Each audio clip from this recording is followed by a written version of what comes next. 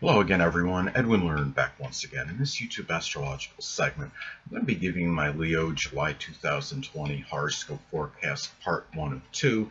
And yes, this does apply and pertain to the Sun, Moon, and Ascendant. Well, first thing up is, as far as July goes, the Sun will be in Cancer from the 1st until the 22nd, so the 12th house is what will be emphasized and highlighted. So at this time, there could be a strong concentration of energy, focus, and attention on one's limitations, restrictions, solitude, seclusion, hidden adversaries, dealing with secret sorrows at this time, an aunt and an uncle, and or an uncle, perhaps.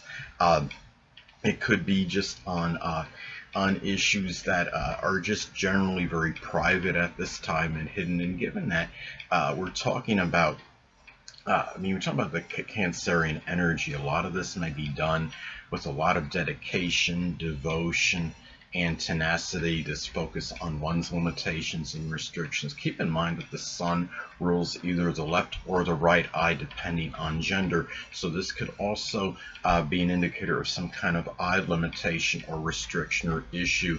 It might be something that's very dewy or watery. I mean, considering we're talking about the zodiac sign Cancer, and in some cases too, you're talking about the 12th house of hidden adversaries, and the Sun could be, in some cases, it could be the father, it might be some dominant authority figure, it might be a Cancerian Sun, Moon, or Ascendant, or one that simply embodies those characteristics, might be acting as a hidden adversary, might be figuring prominently behind the scenes in some manner. So this is something to consider at this time. So anyway.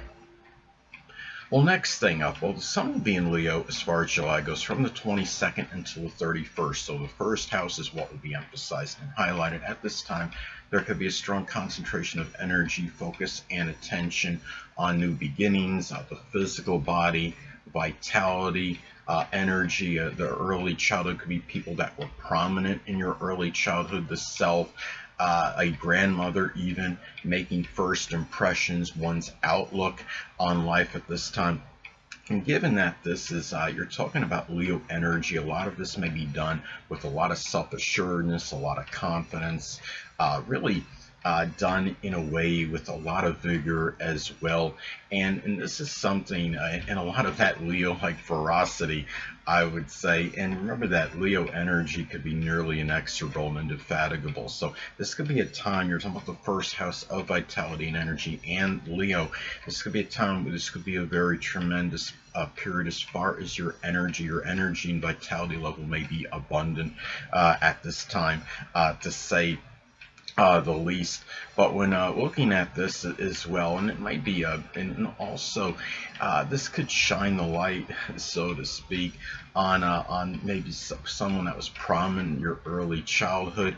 It could also be a grandmother in some cases. It could be a Leo Sun, Moon, or Ascendant person, or simply one that embodies Leo traits. And some cases, remember that this is the physical body as well. And keep in mind, you're talking about Leo and the Sun. There might be some heart issues at this time. You may want to just consider it could be shining that light, so to speak, on something like that, or something with the upper back, anything that could be Leo related. And remember that the Sun does rule either the left or the right eye, depending on gender. So there could be some kind of like it could be an eye issue or irritation at this time, and given it's Leo, it could be something that's really something that's fire. I mean, kind of like a burning, sensation, something like that. If you want to be specific, it could be something along those lines. So anyway. Well, the next thing up is there's going to be a lunar eclipse in Capricorn on July 5th, so the 6th house is what will be emphasized and highlighted. Now, we were talking about you're talking about lunar eclipses in astrology. They're basically like full moons, but they could be much more amplified and intensified. Very prodigious, monumental events may take place at this time. They could be life-altering. You're talking about, in some cases, this could be the ending or completion or culmination of a Capricorn type of employment. It could be something like a dentistry, accounting, even information technology.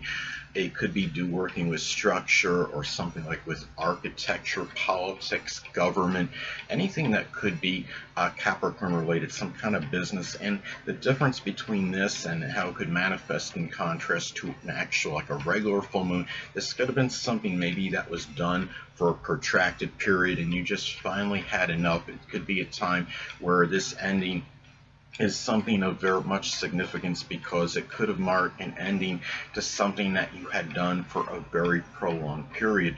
Now, and the thing about this too is, I mean, we're talking about full moon lunar eclipses in astrology. It could also be about a time where one becomes exceptionally tired, full, exasperated of something. This could be something that may have gone on in your daily routine for a prolonged period. It could be somebody that might have been exhibiting some very tyrannical, cold, even ruthless or overly negative qualities. And it might be a time where you finally say, you know, enough is enough for something for as far as this situation goes. And also in some cases it could be an unveiling or revelation of a very strong Capricorn health related matter. You're talking about the difference between this, again, in contrast to a regular full moon. A regular full moon could be things that are more like minor sprains or some kind of just minor issues that could be associated with the zodiac sign as far as a health related matter goes, since we're talking about the sixth house. But when you're talking about a lunar eclipse in astrology, you could be talking, it could manifest in more major unveilings and as far as something health related goes. Given it's a lunar eclipse, it's Capricorn, and you're talking about the sixth house being emphasized and highlighted. It could be something like a knee replacement situation. Could be going on, something connected with the hamstrings, the bones, or the joints. It could something that might be more surgical, and especially say if this is making it in conjunct to one's ascendant from the sixth house and or an adverse aspect to one's natal Mars or the sun. That is when there could be a greater propensity for this. Could also be a time to, you're talking about lunar eclipses in astrology, they can reflect departure of a female that played an integral role in your life. And being the sixth house, it could be someone prominent in your daily routine. It could be a Capricorn sun, moon, or ascendant person, or one that embodies those characteristics. It could be an older person, an authority figure. A lot of people may not think this, but I'm thinking, given that it's a sixth house, it could be an aunt, because the sixth house could reflect an aunt or an uncle, but more people would be looking at it as something like a wife or significant other, or somebody or the mother, and that could be a possibility as well. But remember, the sixth house is associated with an aunt or an uncle, and since you're talking about a lunar eclipse, you're talking about more of a prominent female member. So anyway, now there's going to be a new moon in Cancer on July 20th, so the 12th house is what will be emphasized and highlighted. Now this can manifest in a multitude of ways. Some cases it might be the starting point or initiating a new Cancerian clandestine affair.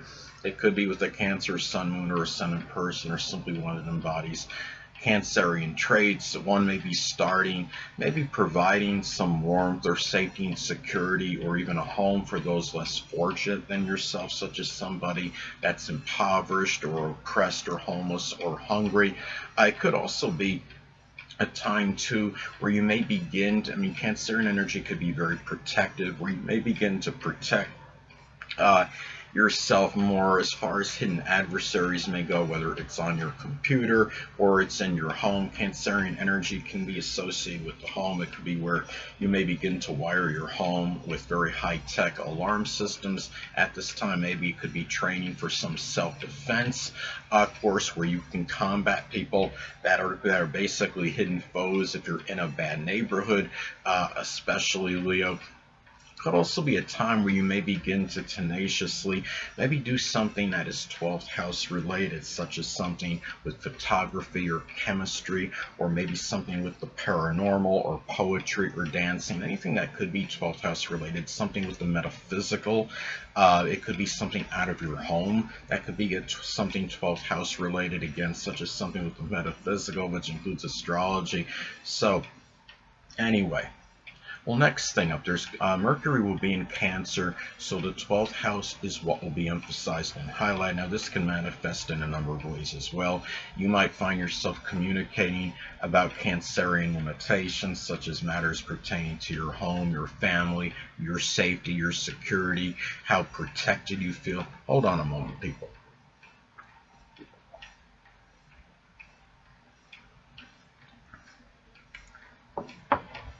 Sorry about that, I'm back.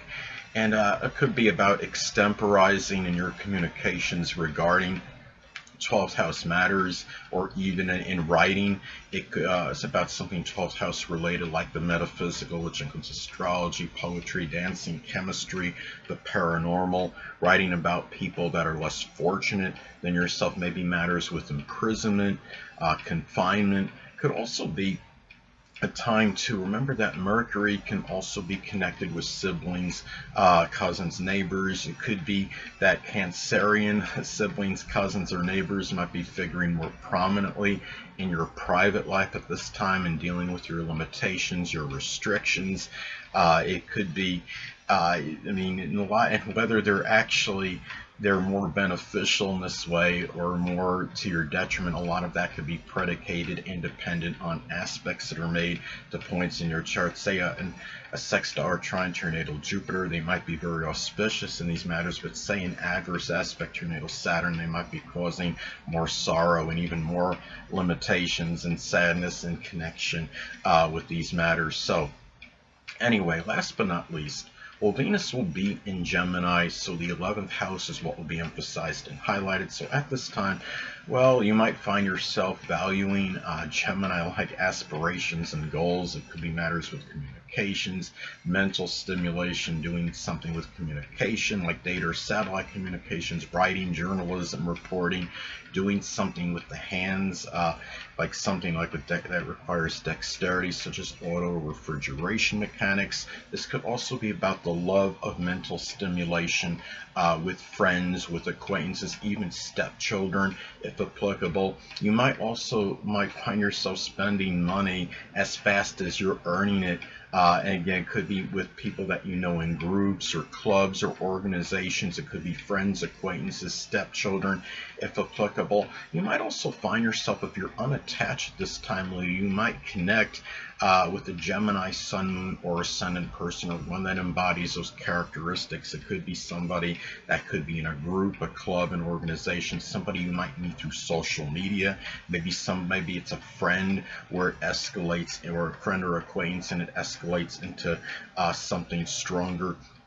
So anyway, people, that'll conclude this YouTube astrological segment. Until next time, people, Edwin Learnard saying stay well.